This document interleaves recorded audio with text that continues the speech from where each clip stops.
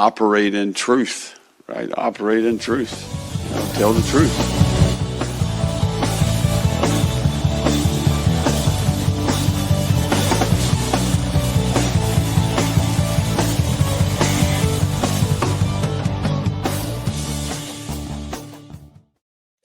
Hello, everybody, and welcome to Gator Truth. Today, we take a look at the 2025 Texas Longhorns with my friends from Longhorn Republic. Please just give this conversation a watch and learn about the good, the bad, and a little bit talking schedule for the Longhorns in 2025.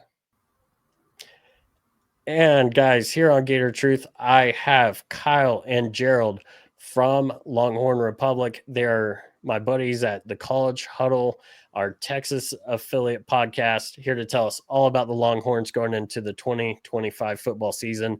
Last year, I appeared on their podcast, recorded with them in early May, and somehow spoke 7-5 into existence. They're appearing here, hopefully to speak something into existence for themselves today. And I have appeared on theirs, and hopefully the things I say there will come to fruition as well. How are we doing today, guys? It's good, man. Can't complain at all. Thriving, man. Anytime we get to go on Friends podcast in the network and our SEC buddies, it's a good night. Talking football in the summer. What more could you want? Yeah, exactly. And it makes it feel like the season's that much closer to be sitting here talking about the Gators, talking about the Longhorns. So let's get right into it. Quinn Ewers is out. You're coming in with Arch Manning, lots of hype coming into the season. Last year had a great season. But from your perspective, I guess two questions is, how did you enjoy your first season in the SEC, and how does it feel to have a lot of hype going into this year? It's a hard question to answer. It's hard not to perpetuate the Texas stereotypes with how I feel with our first season in the SEC, because Texas had some outsized success in the SEC, winning multiple conference championships in other sports, and obviously playing for the conference championship in football. It was a great year for Texas. There's no two ways around it. I think when, and I don't want to speak for Kyle here, but when the announcement was made that Texas was moving to the SEC, we felt pretty solid about most of the other sports, but football, we were like, I don't know, where we're at right now, it's not going to be great. And so to be able to have that momentum of winning the Big 12 the year before, and then kind of building on that in your first year of the SEC and being able to play for the SEC championship and go to the CFP semifinals like that, it's hard not to say that it was a fun year to be a Texas fan. It could have gone a little bit better in a couple of spots, but overall, it was a pretty solid year. And I think Texas fans feel like, maybe not, Texas belongs in the SEC is, I guess, the right way to say it.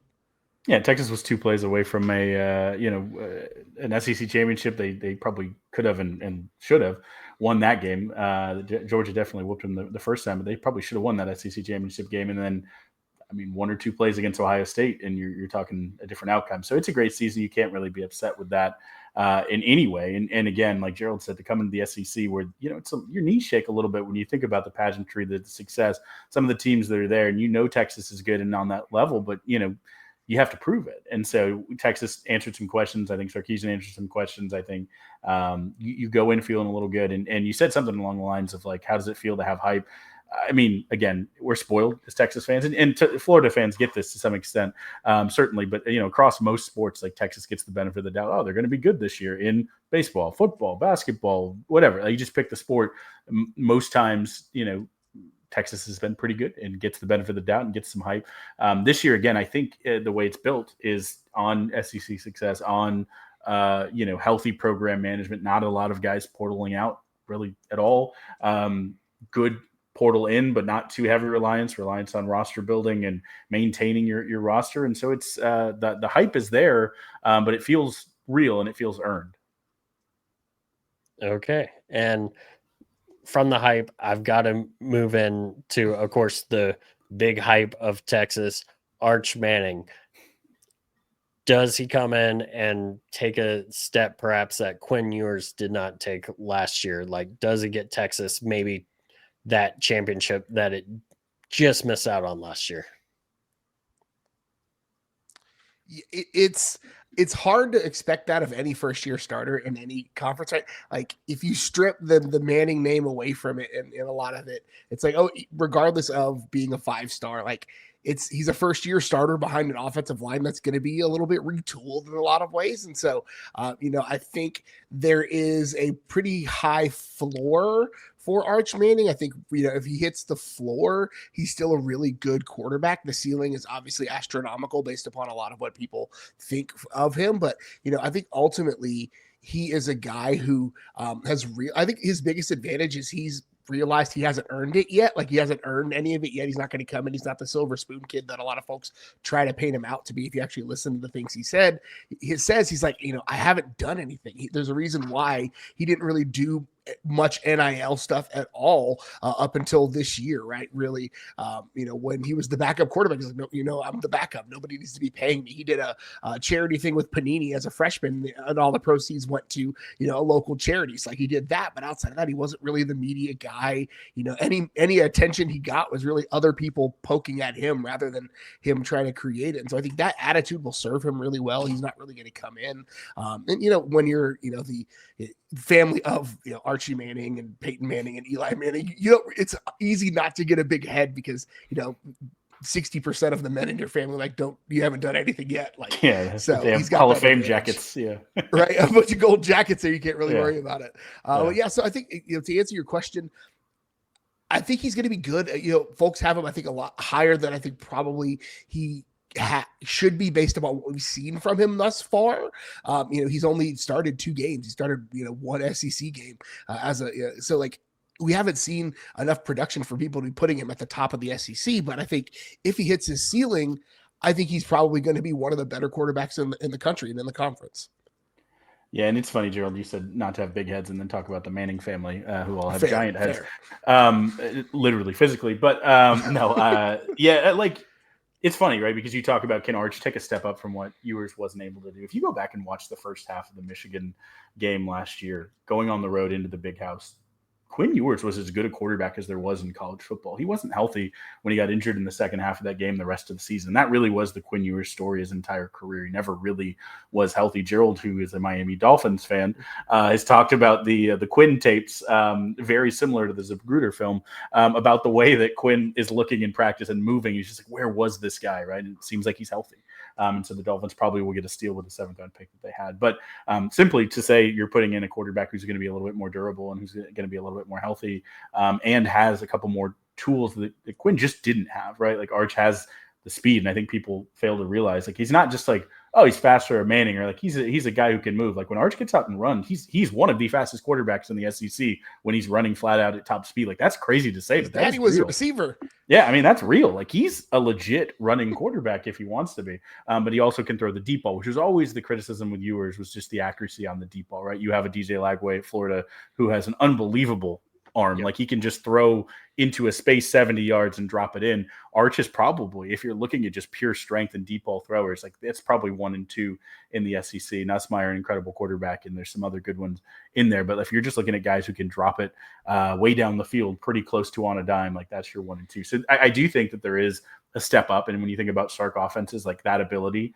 to hit the deep ball is something that when even in his first year, when they're 5-7, if you hit a few more of those, all of a sudden they're 7-5, right? Like it just was literally the difference in some games where they couldn't take the top off defenses and they had some just wide open misses and things like that. And so, yeah, I think as much as I respect Ewers and love what he did for the Longhorns, I think Arch adds a dimension to the offense, which is when you think of Sark offense is the best of them, that home run threat, that over the top that allows things underneath behind it because of that becomes available. So just because of that, yeah, I think there's a ton of, like Gerald talked about, ceiling room and ton of potential and ton of meat that could be on the bone as long as he can do all of the things, that Ewers could do as a multi-year starter, right? That understanding of the offense, the quick hit, the like off balance when your line breaks down a little bit and still make the throw, like those things I think get underlooked. So if he can do most of those and add what he adds on top, then I think, you're starting at least with a Quinn Ewers level and hope to exceed that in the future.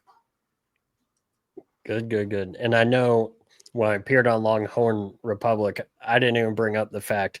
So I just want to say to you guys here, DJ Lagway, being injured the last few games of the season, you talked about Arch being one of the fastest quarterbacks, in the SEC. Well, DJ Lagway, we didn't really get to see him run too much because he, unfortunately had that injury. So we know from high school, the kid is an athlete. Like that, you're looking at two freaks when these guys play. It'll be like, for nothing else, the greatest young freaks in college football, or the quarterback position, will be squaring off for sure. So, keeping with the offense, tell me about the receiving core around Manning. It's his first year starting, as you said, and to do it in the SEC is not necessarily the easiest. And is it your first SEC game? I apologize. I looked at the schedule and then I forgot. Yes, it is. So we play Sam Houston and then Florida, so it's back-to-back juggernaut. No offense to State, but it is the first SEC game. Oh, so first SEC game on the road. So that's interesting. But before we get into that portion of it, I guess I really should stick with a question about the receiving core around a guy who will be making his first SEC start against the Gators. Or first of the year, I should say. Sorry. Yeah, so this is I differ a lot from a lot of Texas fans on this one, because I have this level of anxiety around the receiving group, because Texas doesn't have like a proven alpha guy in that group right now. Where last year we thought it was going to be Isaiah Bond, turned out to be Matthew Golden. 2 years ago, obviously it was Xavier Worthy, and then you've got A.D. Mitchell, who came in from Georgia, who was also turned out to be a number one guy. I just don't know who that is at Texas. They've got a ton of young talent. They added a guy from the West Coast, Evan Mosley, who's coming in, who could be the guy. You've got DeAndre Moore, you've got Ryan Wingo, you've got all sorts of talented players. They brought in multiple top 100 wide receivers in this last recruiting class. So they've got a ton of talent. They just don't have a ton of guys with a lot of snaps underneath their belts. And so that's the curiosity I have. Texas brought in a really good tight end as well. So that's going to be, I think, helpful for a young quarterback. A young quarterback's best friend, in my opinion, is a solid tight end. And I think Endry's, the guy that they brought in, is going to be a really good friend of Arch Manning this year. And Sark likes a tight end that can do multiple things. So I think it's going to be an interesting year, because I don't feel bad about the level of talent in the room. I just don't know who the guys are going to be. And you're not really going to figure that out, early in the season. They've got Ohio State week 1, but I think that's going to be more of a defensive struggle. And then they got 2 non-conference kind of cupcakey games that you're not really going to go in and kind of, knock them over with a stiff win. So going into Florida, not having a great sense of who the guy is, that's like my big anxiety for the year. One of them. If we don't, it's only because too many guys are the guy, Gerald. I'm going to go the other way. Gerald is coming on in in hostile territory and being too kind. We have the guy, and the guy is Ryan Wingo, right? He's a sophomore. If he wasn't behind 2, high NFL draft picks and a tight end who was, an NFL draft pick, and some other players, he still found his way to be one of our most valuable and most dangerous weapons last year. But if he gets the usage that Jeremiah Smith and Ryan Williams and Cam Coleman and Auburn got, I think you can pick where he falls in that ranking. I'll leave Jeremiah Smith and Ryan Williams, who are absolute freaks, to the side, but I don't think that Cam Coleman is any better than Ryan Wingo, right? That's the floor for Ryan Wingo. He's incredible with what he could be, his speed, his ability to get open. Most of his success during the season last year were the games when Arch was quarterback, that deep ball threat. They have a connection already. We saw that in the spring game as well. So the freshman going into sophomore, I think it is Ryan Wingo. DeAndre Moore will be the heart and soul of that pass catching unit. He's the guy who, they've talked about, is kind of was the heir apparent to Jordan Whittington, who was the leader of that receiver room and now plays on the Rams and has had a nice NFL career. He's starting to carve out for himself there. Kind of has that same level of can do everything, can block well, has had some great connections. Again, Arch has pretty much thrown to those 2 guys so far with his 1,000 career yards have gone to those 2. And I think it will continue to be that 1-2 punch. But Gerald mentioned it, right? Vince Young, for all the things he did when he won a national championship in 2005, it's David Thomas, the safety blanket at tight end, that made that offense work. You could run Vince Young's zone read and let him run, but knowing that he could find his tight end for 4 yards or for 15 every single play, like that just gives you something. And Jack Endries was, I think, without a doubt, the best portal tight end in the country. He was excellent at Cal last year in a terrible offense. And I think he's just going to, he just doesn't have career drops. He's going to be that safety blanket who, they've gone from Jatavian Sanders to Gunnar Helm to now Jack Endries, who should be the next in line of a pipeline of NFL tight ends, and could be, all SEC level if he performs the way we think he can. So I think with those big three, and then, you really look at the young guys, right? Texas had a pretty unbelievable wide receiver haul, even to the point where it's harder to recruit this year because of the class that just came in last year. It's one of those all-timers, and it could be any one of those guys, those 5 stars who were in that class, or, guys who were 4 stars, but 5 in another recruiting service. You just had 3 wide receivers who any of them, McCutcheon, Lockett, or French, could be the guy who breaks out. There's another guy in the roster who's just the typical Texas, big, fast from, Lovejoy, kind of has a twang sometimes. I think he puts it on a little bit, but Parker Livingston wears a cowboy hat, I think he's 6'3", just big, fast, tall, country kid who, seems like the guy who should be catching passes at Texas. He's a guy who probably will break out this year, where it's expected that he should be one of the guys who comes in. So again, it's like Gerald said, a lot of potential. Guys who've done it is probably 3 deep. Guys who could do it is probably 8 deep, right? So it just depends where they fall and who gets the connection with Arch early. Cool. And speaking of, I guess, not really connection, but a key piece of that passing attack, that offensive line, how is that looking coming into the year? That's another spot where I think in a similar vein to the wide receiver room, Texas has done a really good job of recruiting that group, and Kyle Flood is I would say this, even if he wasn't at Texas, one of, if not the best offensive line coaches in the country, right? He's probably a top 3, and he's one of those 3 guys. I would put him up against anybody, and that was a big focus for Steve Sarkisian when they came in the 2022 class. He said, we have to flip this roster, and they did, and they had a bunch of transfer portal out, and they really went heavy on the offensive line class. Some of those guys have graduated. Kelvin Banks obviously was a top pick in this last round. Cam Williams was a guy. I thought Cam needed another year, but that's another conversation for another day. So Texas is going to be, cycling in some new guys along the offensive line. They really like Trevor Gooseby. He's actually the guy who came in last year for Kelvin Banks when he was injured in the A&M game. And Trevor Gooseby, you didn't really even see a drop. In this, weird to say, again, that A&M game was kind of weird, but you couldn't tell that Banks wasn't in the game if you didn't know he was injured. Gooseby did really, really well. And that was a shock to me because the guy who's going to be coming in at right tackle, Brandon Baker, I thought was the heir apparent at left tackle, but apparently Gooseby passed him up. But Baker will be on the right side, so he's another guy who was a 5-star kid out of California. DJ Campbell hasn't quite lived up to the billing. He was another 5-star offensive lineman that came in. Was actually ranked higher than Kelvin Banks in that class, but hasn't really. He's had some issues with eye discipline and kind of finding work on pass plays and those kinds of things. So this is kind of a contract year for him. Center and left guard are going to be a curiosity for me to see where that ends up. There's going to be, there are multiple guys that maybe weren't as high as ranked or recruited, but ultimately I think have a lot of potential there. So it's going to be a new look offensive line. They're going to be tested though early because they're going to Ohio State week 1, and their defensive line should be really, really good. So we'll know what they're made of by week 4. And as much as they're only returning 1 starter from last year, again, like Gerald said, Gooseby, call it 1.5, right?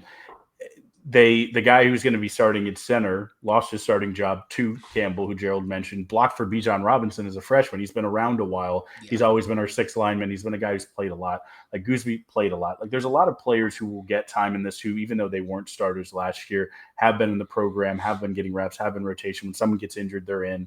And so again, that's Flood cross trains, and so you have guys who moved around, and there's a comfortability in where they slot in. It's really, to me, it's less about, I think they're going to be bigger in interior than they were last year, guard to guard, right, guard, center, guard. And so will Texas change up their running schemes a little bit because they have a little more size, right? Again, this is lower floor, higher ceiling, because you have guys who can do a little bit more.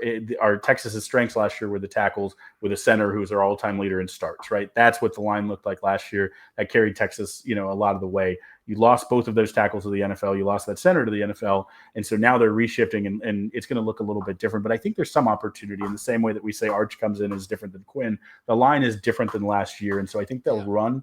Sark has basically had like a go-to running scheme that's switched to meet the line every year effectively. So it'll be curious, do they carry on? Do they go inside zone, outside zone? Are they, where are they going to fall with their bread and butter plays? And we'll find that. And that'll be, dependent on the running backs as well.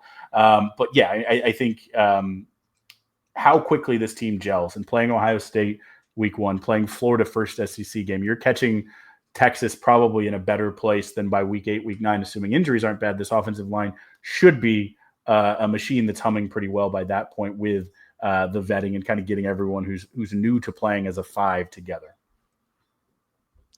Cool. And yeah, I will admit the switching, or not the switching, but the starting with Ohio State is not really optimal for me, because I would love to get you guys not having experienced a road environment, or a tough road environment at least, and also get you maybe not knowing what you have as much as that. You're going to learn a lot week 1, where if you're facing, I'm Texas trying to pick on, Texas directional. I won't pick on a Big 12 school right now, as I'm like, oh, Texas, oh no, they're ACC, oh, they're Big 12. Anyways, but it's like, then it's like you don't know what you have. You've not come into a hostile environment, and that's would be more advantageous versus, okay, even if we lose Texas, now we know here's everything we need to work on by the time we get to the swamp, especially a loud, raucous environment like the swamp can be.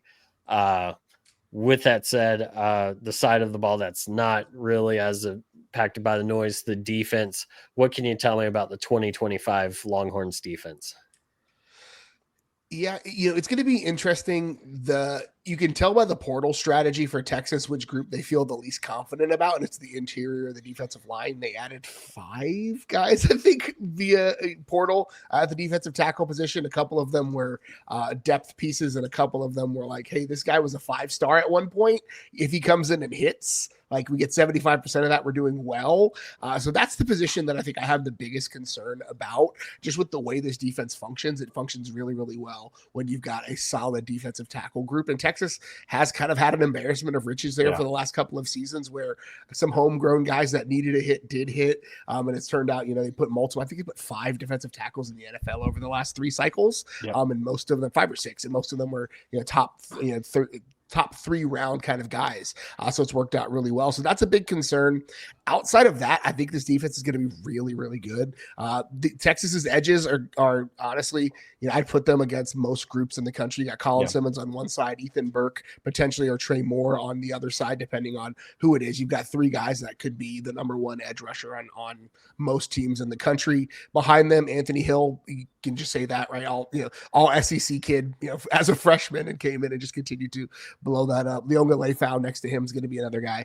I think the biggest concern, I think defensive tackle is going to be fine. They've moneyballed it before, and they'll moneyball it again.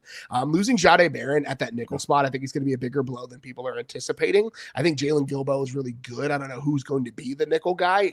Gilbo has played some of it, but you lose the Thorpe Award winner, and your defense obviously is going to take a step back. He and losing Andrew Makuba at safety are probably the 2 ones that I'm the most concerned about. Makuba was not just a culture guy.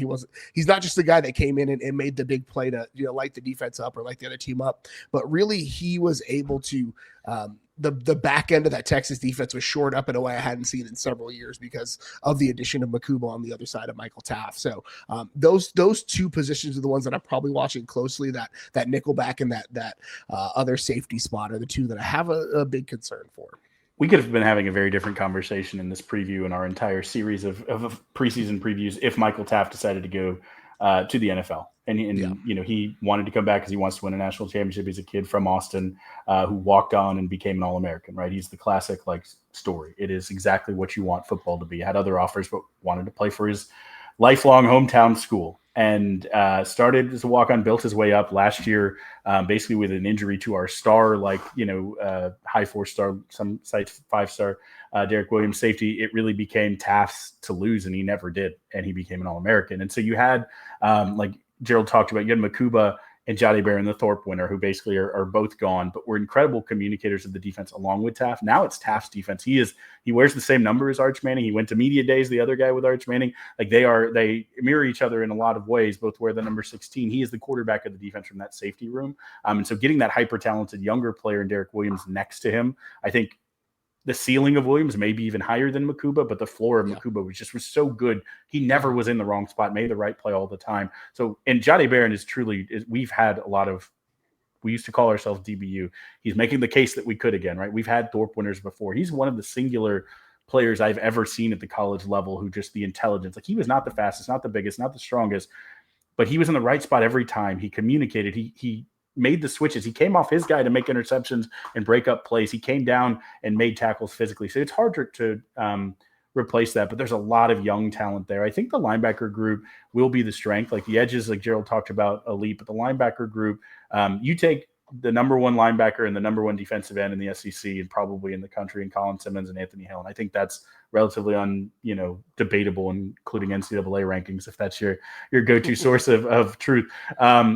And you build a defense around that, you're going to be pretty good. But the fact that there are other, like, you think back to DeMarvion Overton and Jalen Ford, who both have had, gone to the NFL and done well from 2 years ago's defense. This should at least be that good. But the depth that they have behind them, bringing in Spence, who is a really productive, Brad Spence, really productive linebacker from Arkansas. He was one of those portal additions that we talked about. Leifau, the Samoan who's kind of filling out and getting better he's growing into that shape. Moving Trey Moore back to prepare him for the NFL. The reason he came back this year was he's been a great edge rusher. He wants to play that 3-4 NFL linebacker. So getting some of that pass coverage, but he still will rush, but he may be a linebacker some as well. That group is really interesting because there's multiple edges and outside linebacker kind of position, fluidity. A lot of this defense is built on multi-position fluidity. And so it'll be interesting. There's going to be some packages they have where, it's one guy traditionally and 5 guys who are in, what is this?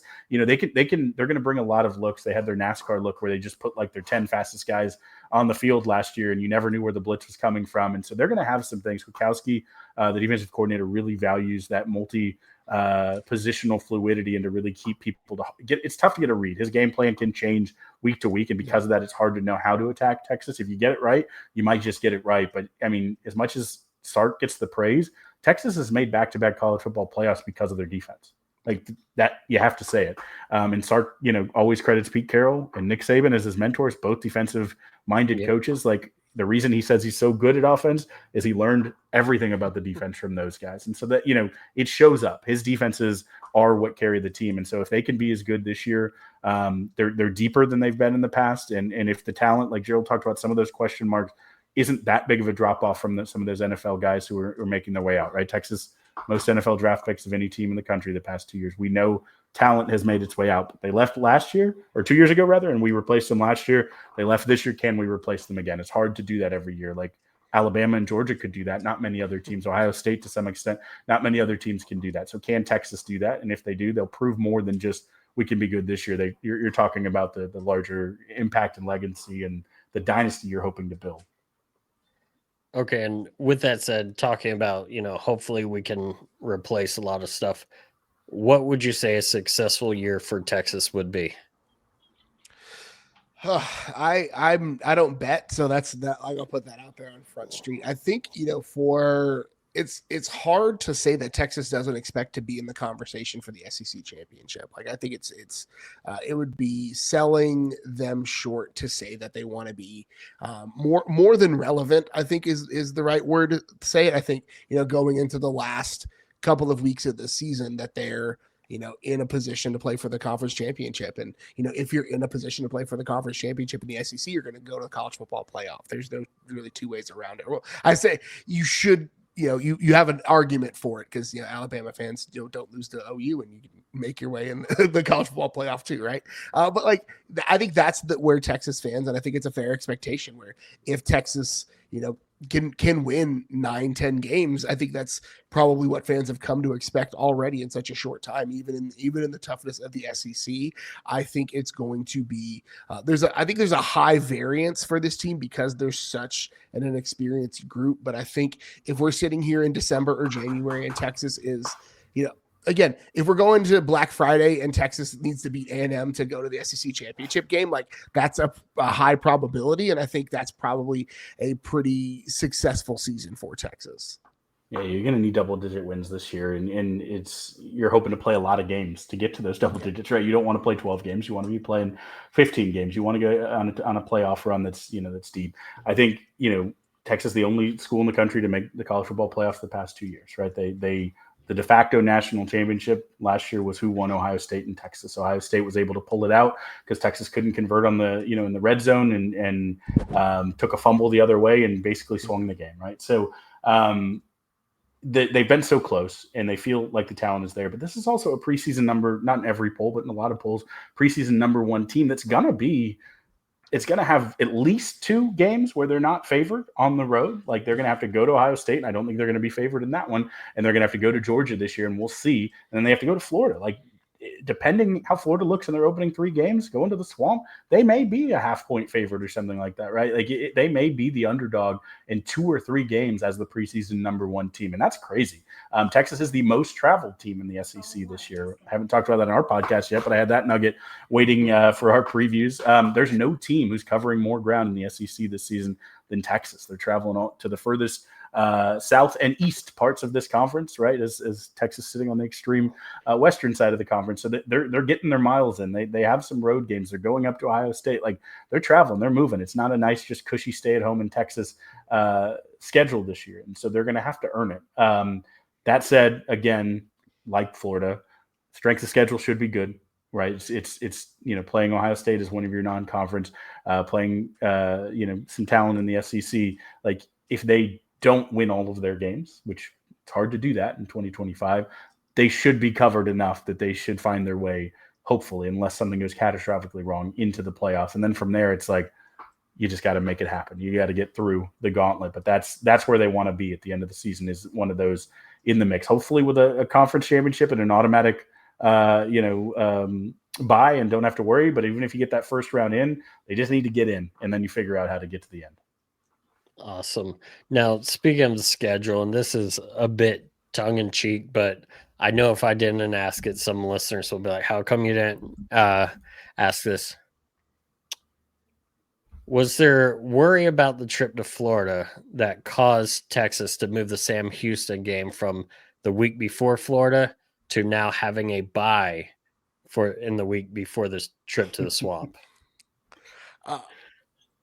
I'm not, I mean, possibly, like I'm never upset about having a bye week before starting conference play. I think that's something that I think Sark really likes to have, is strategic bye weeks, especially they can divide the season up into chunks. I think he looks at it in thirds. And so, you have your non-conference schedule, your first chunk of conference, your second chunk of conference, and then the postseason is really how he views the season in thirds plus a postseason. So I mean, I'm not going to say that it probably didn't enter the thoughts and minds of them having that moving in late, especially with, I think if it wasn't Ohio State week 1, right, and then you get Florida to open SEC play, like that's a tough couple of games back to back to back. So not having a break before that, it's gonna. I'm of the camp. It's going to be a nasty knockdown drag out fight in Columbus. I think it's going to be a defensive game.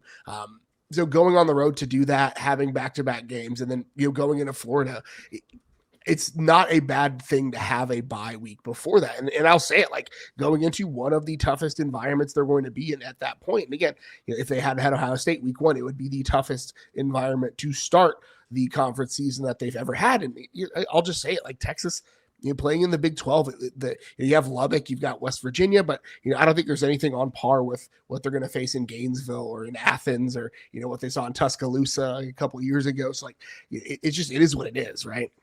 Yeah, Gerald talked about the sections of the schedule. I think that's a good point, right? That opening 4, Ohio State, and then San Jose State, UTEP, Sam Houston, right? If you win Ohio State, you're for sure the number 1 team when you're coming into the Swamp in Florida, right? But you have a chance kind of recover. You hope you've, not had to play starters well into the third and fourth quarter against those three after Ohio State, but still, you want to make sure you get that little bit of rest, because that next chunk, Florida, and then you immediately follow it with, it doesn't matter how good any team on Texas' schedule is, or how good Texas is, or how good the opponent is. The game immediately following Florida is OU, and that game matters on a neutral site in the Cotton Bowl in Dallas. Like that's a pretty whammy of a 1-2. They get Kentucky and Mississippi State, which should be kind of the cool down from that. But then you have your closing four, which is the Diego Pavia led Vanderbilt Commodores, which it's just never fun like to play them, as Alabama can attest to. It's never fun to go Pavia, and then Georgia at Georgia, Arkansas, who hates Texas more than any school hates another school. Like, I believe that firmly.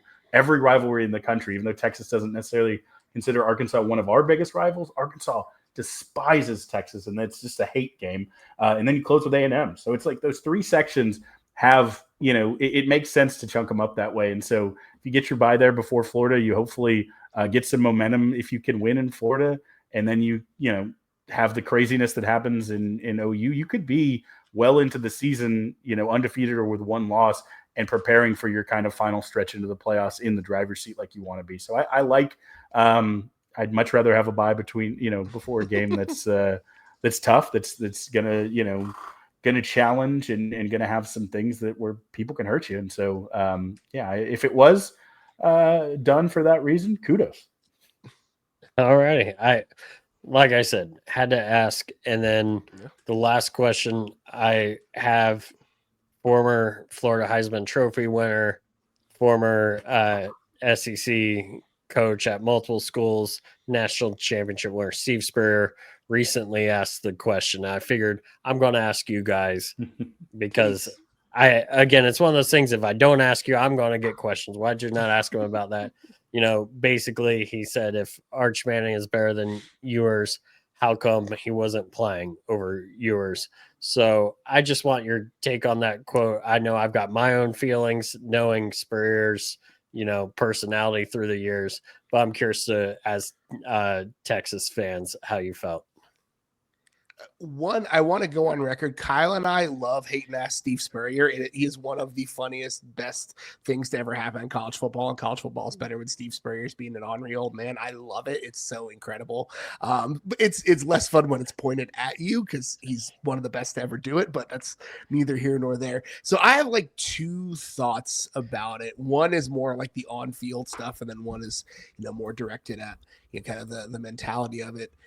When you think about Texas's season and you think of them extending the game against Arizona State on a 4th and 13 touchdown prayer, that was a Quinn Ewers call at the line. He saw the coverage. He saw what the defense lined up in. He caught them sleeping. They audibled to it, and they threw a touchdown to extend the game to go to another overtime, right? And as much as Arch Manning is a very talented, very capable, honestly, probably supremely will be one of the better physically talented players, Quinn Ewers had the extra time in the saddle. He has the moments. He has the experience and the coach's trust to be able to call an audible at the line. He saw what Arizona State was lined up in. He said, I got you. They audible at the line. They throw a touchdown to extend the game and ultimately win that game. And so that is one of the things. Is like, as physically talented as Arch Manning is, and I will say he's probably more physically talented than Quinn Ewers, he did not have that level of recognition and knowledge of the offense to be able to make those kind of calls.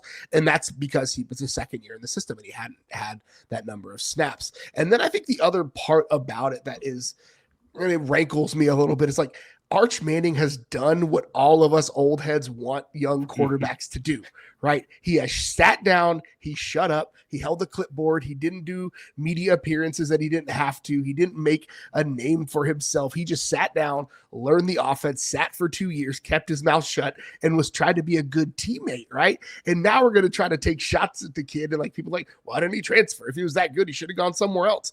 Or he waited his turn like all of us old farts want him to. I'm pushing 40 at this point, and we want them to do that, right? This is exactly what we want from a young quarterback, especially especially one that has the marquee name and all of the accolades that Arch Manning did. He came in, he was humble, he did one charity thing because he capitalized on his name, and then he like sat and learned the offense and sat and got better and held a clipboard and was a good teammate and was the guy holding the tablets for Quinn Ewers on the sideline, right? Like, why are we going to take shots at the kid because he's done everything what we call the right way, right? Like, it's a really weird thing that kind of chaps me a little bit. And now I'll get off my soapbox and let Kyle talk. Don't forget, there's only 2 quarterbacks who've ever been perfectly rated in high school. 2, ever. Quinn Ewers and Arch Manning. That's the only 2, ever. So it's not like there's a bum in front of you, right? Like Quinn Ewers, we do think didn't live up to his potential. Again, I sum it up to injuries and just, some lack of specific development in his game, probably related to those injuries. So it's not like, again, you get this 5-star kid and he's got to start because the guy, it was always, I think the plan when you knew that Quinn Ewers was the quarterback ahead of you and from the Manning family who wanted him to be there 4 years. Like, we don't think he's going in the draft after this year. You're going to get 2 years of Arch most likely. There was a plan for this family. It was agreed with Coach Sark and Coach Milwee from the early days of recruiting. Like, this is the plan, right? This is what they wanted. They wanted him to be able to start in the position where we started this podcast talking. And so even though he's, coming in, he's so well prepared and he knows the system so well that he's far ahead of any day one starter. There's still day one starter hiccups that you can expect because you got to learn it on the job, but he's so well prepared. Whereas if he would have come in as a true freshman with all of that talent, like Quinn Ewers had to do really early on, with all of that talent and the expectations so outsized, it just puts you in a position that's not as great to be successful. Now, again, I think Steve Spurrier is an all-time legendary hater, and even though our beloved Mac Brown and he got into it, and Mac's a much sweeter man and is rankled quite often by Spurrier. I love him, and I don't think Sark is particularly wrinkled by him because he's as cool as a cucumber. But yeah, I think it's funny, and I love it. I think anyone who knows, though, it's like, how weird would it have been if they would have done that with Arch and just left Quinn for all he's achieved and accomplished for this school? Remember, like, when Arch committed, they were a 5-7 team. Sark's first year, even though all 7 of their losses they led in the second half and were by 1 score, they were a 5-7 team. Like, Quinn is the guy who led them out of the dark ages into this era of Texas being a juggernaut again and being in college football playoffs that he's the quarterback for. Like, you're not benching that guy. Like, no coach can recruit another kid if you do that. No coach can look at high school coaches in the face and say anything that they're going to believe. Like, I think Spurrier even knows that. There's no world where Arch could have started over Quinn as soon as Quinn said he was coming back another year. Awesome. Always good to get a perspective from people who know the school better than myself. But with that said, definitely thank you guys for joining us. Tell me, if people want to hear more from you guys at Longhorn Republic or wherever, where can they find you? Yeah, so you can, any podcast service, you can find us with the Longhorn Republic. We are on both Twitter and Blue Sky at Longhorn Pod. Again, much like you, Daniel, I don't know how that was available when we got it, but Longhorn Pod was available, so we took that on every social media. And then I'm at GH Goodridge, wherever you can find me. You can follow me at Kyle Carpenter, and Gerald and I split the tweeting duties on the Longhorn Pod, so one of the two of us will be bringing you pithy, snarky nuggets, and it's a good follow. It's a good fun. For the Florida game, at least, you all should follow us because it'll either be, you can lap some sad tears up, or you can make yourself feel better if Texas is winning, because the snark is A+. For sure. We'll definitely have to check that out. Always a good time talking to you guys again. Thank you for coming on. And, well, first weekend of October. Can't wait. Texas's first trip to Florida. And hopefully it's a much better game than we saw last year. Hello, everyone. And that was an interesting conversation. I've been waiting to share it with you for quite a while. And with that said, lots of fun. Can't wait until the Longhorns visit the Swamp on October 4th, 2025. I know it's going to be an atmosphere unlike anything we've seen in a while, and it'll be a good time had by all. Hopefully the Gators do pull out the win. And with that said, thank you all for listening. And as always, go Gators.